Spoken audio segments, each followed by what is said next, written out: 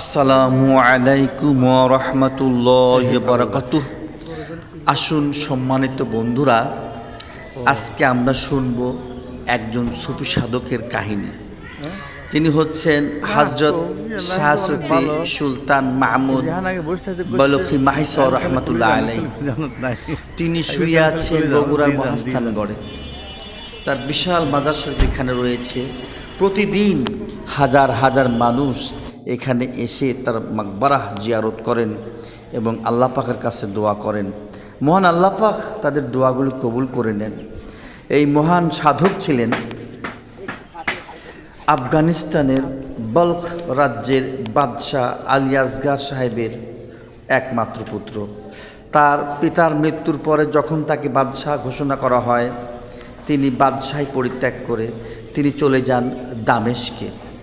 সেখানে গিয়ে তার পীর শেখ তৌফিক রহমতুল্লাহ আলাইহির শিষ্যত্ব গ্রহণ করেন। সেখানে এক যুগ তার কাছে থেকে অনেক এলেম এবং তাসাউফ অর্জন করেন এবং সেখান থেকে তার পীর কেবলার নির্দেশে তিনি চলে আসেন বাংলায় এসে বগুড়ার মহাস্থানগড়ে তিনি এখানে নদী পার হয়ে আসেন। কথিত আছে তিনি মাছের পিঠে চড়ে করতোয়া নদী পার হয়ে তিনি এখানে আগমন করেন, তাই তার নামের শেষে মাহিসাওয়ার যুক্ত হয়েছে। এখানে এসে তিনি শুনতে পান মীর বুরহানুদ্দিন তার পুত্র সন্তান আল্লাহ পাক তাকে দান করেন, তিনি খুশি হয়ে একটি গরু কুরবানি করেন। ওই সময় হিন্দু রাজা পরশুরাম এই কথা শুনে তাকে বলিদান করে। এর ফলে শাহ সুফি হযরত সুলতান মাহমুদ বলখি রহমতুল্লাহ আলাইহি তার বিরুদ্ধে যুদ্ধ ঘোষণা করেন। তার সকল মুরিদান নিয়ে তিনি তার সাথে যুদ্ধে শরিক হন। যুদ্ধের এক পর্যায়ে রাজা পরশুরাম নিহত হন এবং তার কন্যা নদীতে আত্মাহুতি দেয় এবং এখানে রাজার সেনাপতি এবং অনেক সৈন্য সামন্ত এলাকাবাসী ওনার হাতে হাত রেখে কালেমা গ্রহণ করেন। প্রায় সকলেই মুসলমান হয়ে যান।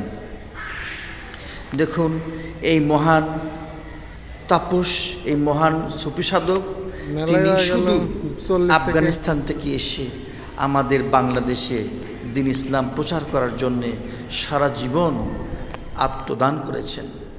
তিনি মানুষের কাছে দ্বীন ইসলামের বাণী প্রচার করেছেন এবং তার হাতে হাত রেখে শত শত মানুষ মুসলমান হয়েছে। তার মাকবারায় গিয়ে দাঁড়ালে মনটা জান্নাতি আনন্দে ভরে যায়, জান্নাতি আনন্দে যেন পুলকিত হয়। অনেক মানুষ এখানে এসে অনেক মানত করেন, আল্লাহ পাক তাদের দোয়া কবুল করেন। এখানে সুন্দর একটি মসজিদ রয়েছে। এই মসজিদে প্রতিদিন হাজার হাজার মানুষ নামাজ পড়েন এবং সেখানে দোয়া করেন। দোয়া করে তাদের মনটা আনন্দ শিহরিত হয়, তাদের দোয়াগুলো কবুল হয়। এখানে বেশ কিছু মার্কেট রয়েছে, সেখানে কটকটি ভাজা নামে সুন্দর একটি খাবার পাওয়া যায়। অনেকেই কিনে সেখানে খায় এবং খুব প্রশান্তি লাভ করে। এবং এখানে বিভিন্ন মার্কেট থেকে পাওয়া যায় আতর, সুরমা, তেসবি, জায়নামাজ, কাপড় চোপড়, অনেক রকম দ্রব্যাদি এখানে সুলভ মূল্যে কিনতে পাওয়া যায়। প্রতি বছরের শেষে এখানে ওরস হয়, বিশাল জালসা হয়। এই জালসায় সারা দেশ থেকে অনেক মানুষ আসেন। তাই আসুন, এই পীর কিবলা হুজুর এই সুলতান মাহমুদ বলখি রহমতুল্লাহ আলাইহি আমাদেরকে এই মেসেজ দিয়ে যাচ্ছেন, তিনি সুদূর আফগানিস্তান থেকে এসে দ্বীন ইসলাম প্রচার করেছেন। আমরা যেন সেই দ্বীন ইসলামের অনুসারী হয়ে পুরোপুরি আল্লাহ পাকের পাবন্দি বান্দা হয়ে যাই, হক পথে চলি, আল্লাহর পথে চলি, যেন অন্যায় কাজ না করি, অন্যায় পথে না চলি, রাসূলের আদর্শকে যেন সমুন্নত করে দ্বীন ইসলামকে পৃথিবীর বুকে একটি আদর্শ ধর্ম হিসেবে প্রতিষ্ঠা করি।